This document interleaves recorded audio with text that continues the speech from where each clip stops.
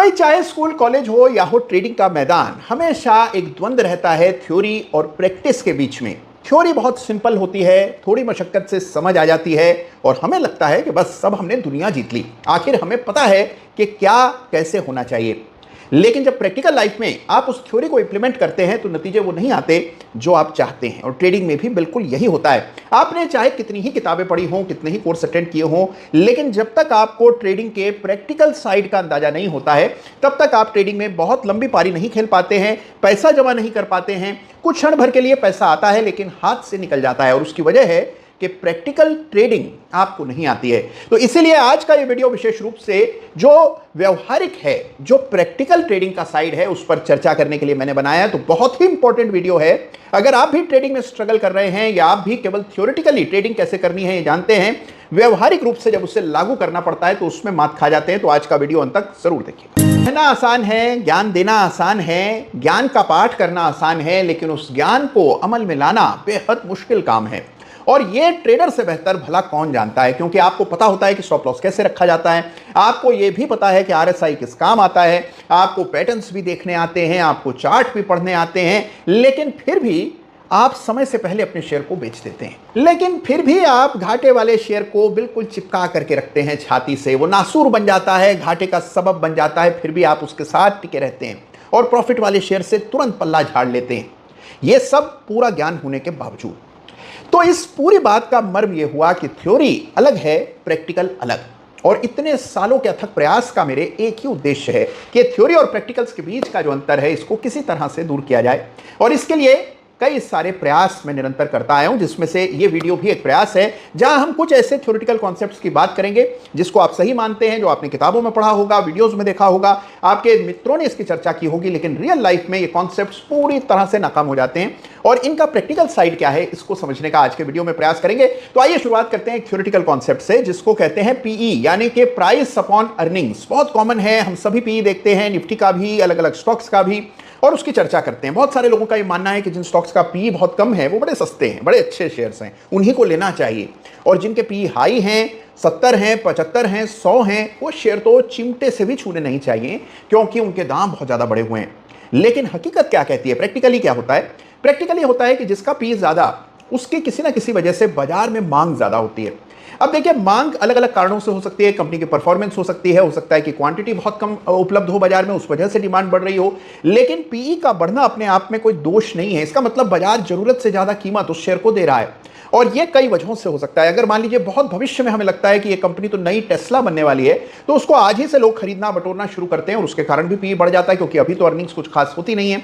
तो हर चीज को केवल अर्निंग्स के ही दृष्टिकोण से देखना उचित नहीं रहता। मेरा अनुभव यह कहता है कि पी को हम जरूरत से ज्यादा तरजीह देते हैं। आपको पी नहीं, आपको चार्ट देखने हैं। और कई बार लो पी के शेयर बड़े नुकसान का कारण बनते हैं, सालों तक नहीं चलते हैं। ढेरों चार्ट्स ऐसे हैं, पी बहुत कम था इसलिए लिया और शेयर लगातार नीचे ही जाता जा रहा है। जहां पी हाई था वहीं शेयर बढ़ते जा रहे हैं। ऐसे कई मिसालें आपको बाजार में मिलेंगी। तो पहली चीज जो थ्योरी और प्रैक्टिकल के बीच का बड़ा फासला है वो है कि लो पी का होना इसका अर्थ ही नहीं कि शेयर को खरीद लेना है, और हाई पी का मतलब कि कतई नहीं है कि शेयर से निकल जाना है। आप चार्ट के आधार पर निर्णय करें। अब देखिए, एक और चीज आपको बताता हूं। थ्योरी ये कहती है कि अपने रिस्क के हिसाब से स्टॉप लॉस रखिए। मान लीजिए आप छोटा सा स्टॉप लॉस रखना चाहते हैं, आप ज्यादा खतरा नहीं लेना चाहते हैं, तो करीब का एक स्टॉप लॉस रख दीजिए। भाई देखिए, आप इस संसार के, इस ब्रह्मांड के केंद्र नहीं है। बाजार अपनी गति से अपनी दिशा में चल रहा है। अगर आपको बाजार का खेल खेलना है तो बाजार के नियमों के हिसाब से खेलना होगा। आप तय नहीं कर सकते कि स्टॉप लॉस कितना बड़ा होगा। आपको स्टॉप लॉस शेयर की वॉलेटिलिटी को ध्यान में रखते हुए रखना होगा। इसीलिए अगर आपको प्रैक्टिकली सही स्टॉप लॉस रखना है तो आपको एटीआर की मदद लेनी होती है। ये चीजें नए ट्रेडर को बिल्कुल पता ही नहीं होती, अपनी मनमर्जी का स्टॉप लॉस लगा देते हैं।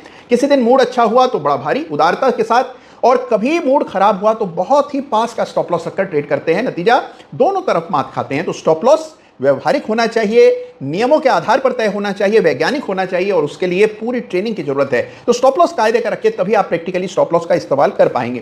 तो ये चीजें हैं जो कि आमतौर पर लोगों को पता नहीं होती, समझ नहीं होती ट्रेडिंग को। दूसरा उदाहरण थ्योरी और प्रैक्टिस के बीच की खाई का है कि सेलिब्रिटी इन्वेस्टिंग। अब देखिए, कई बहुत ही जाने माने, नामी गिरामी, बहुत ही प्रख्यात विख्यात प्रतिष्ठित निवेशक हैं जिनकी चर्चा चारों ओर है। अब इनमें से मान लीजिए किसी एक ट्रेडर ने, किसी बड़े इन्वेस्टर ने किसी शेयर में निवेश कर लिया, उसकी खबरें आ गई। अब खबरें आम हुई और लोगों ने कहा, अरे भाई फला व्यक्ति जिसका पोर्टफोलियो इतना बड़ा है और जिसने फला शेयर को इतने कौड़ियों पर खरीदा था, वो अब इस शेयर को खरीद रहा है, तो मुझे भी खरीदना चाहिए।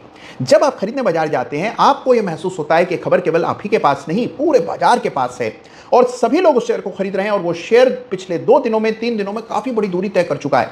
मान लीजिए 100 रुपए का था, अब 200 रुपए पर ट्रेड कर रहा है।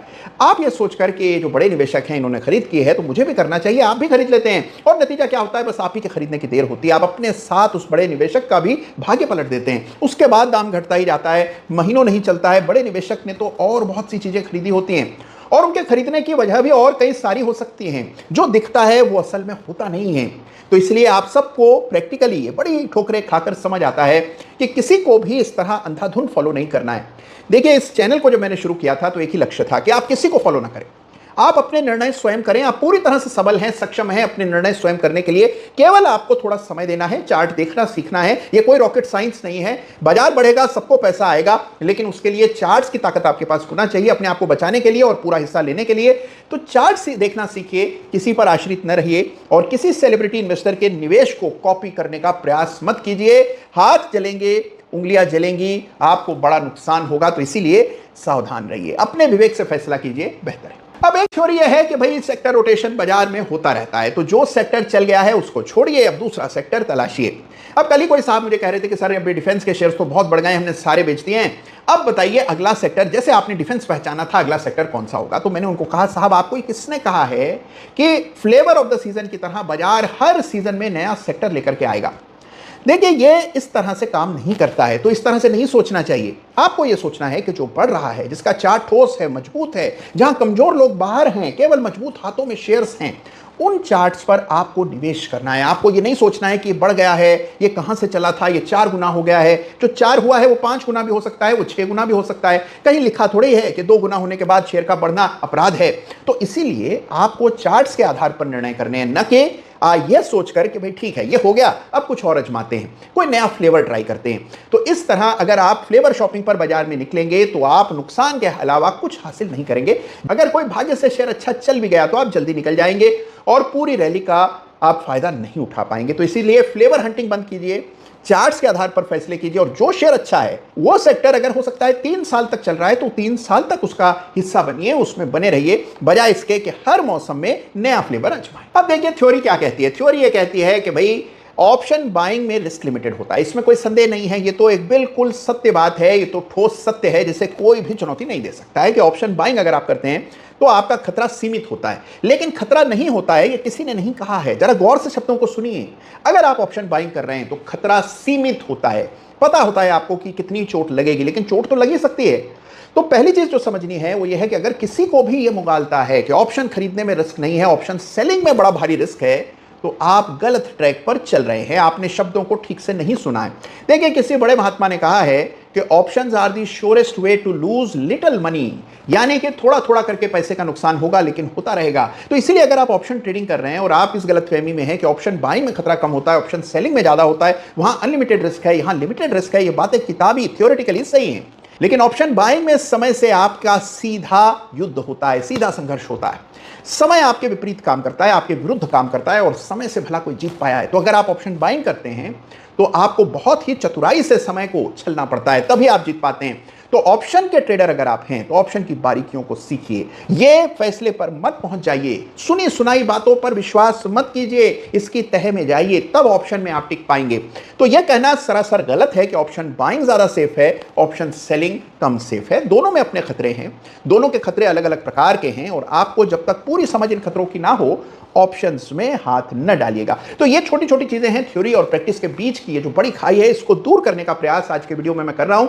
और कई सारे ऐसे आपके मन में भी मिसकंसेप्शंस होंगे, इन्हें दूर करने के लिए वीडियो विशेष रूप से आपके लिए लेकर के आया हूं। अब देखिए, एक बहुत पॉपुलर मिसकंसेप्शन है कि ब्रेकआउट आया खरीद लो, किसी भी चार्ट पर ब्रेकआउट हो गया तो बस अब खरीद लीजिए, चारों ओर खरीदने का ही स्वर सुनता है। सारे चैनल्स पर बात हो रही होती है कि सर ब्रेकआउट आया खरीद लो। भाई, हर ब्रेकआउट खरीदने योग्य नहीं होता है। ब्रेकआउट सफल होगा कि नहीं होगा इसका आपको परीक्षण करना पड़ेगा, टेस्ट करना पड़ेगा, ठोक बजा करके शेयर खरीदना पड़ेगा। आखिर मामला पैसे का है। तो केवल ब्रेकआउट हो गया ये पर्याप्त वजह नहीं है कि उस शेयर में आप कूद पड़े। बाकी चीजें देखिए, इंडिकेटर्स देखिए, ओबीबी का बिल्डअप देखिए, क्या किसी ने पोजीशन बनाई भी है या केवल ये एक प्रकार का क्षण भंगुर है, इसको समझे बिना अगर आप ट्रेड कर रहे हैं तो कभी सफलता नहीं मिलेगी। तो इसीलिए हर ब्रेकआउट ट्रेडेबल नहीं होता। तो थ्योरेटिकली सही बात है कि ब्रेकआउट हुआ खरीदें, लेकिन प्रैक्टिकली आपको उस ब्रेकआउट को जज करना पड़ता है, उसकी ताकत को पहले आपको पहचानना पड़ता है, तभी सफलता मिलती है। तो थ्योरी और प्रैक्टिस के बीच में हमेशा कुछ अंतर बना रहता है। सफल ट्रेडर वही होता है जो थ्योरी को प्रैक्टिकल लाइफ में ट्रांसलेट कर पाए, बदल पाए, उसका अनुवाद कर पाए। और कुछ ऐसे बिंदु हैं जिनको जहन में रखिएगा, और भी बहुत सी ऐसी बातें हैं जो आगे मैं आपके साथ साझा करूंगा।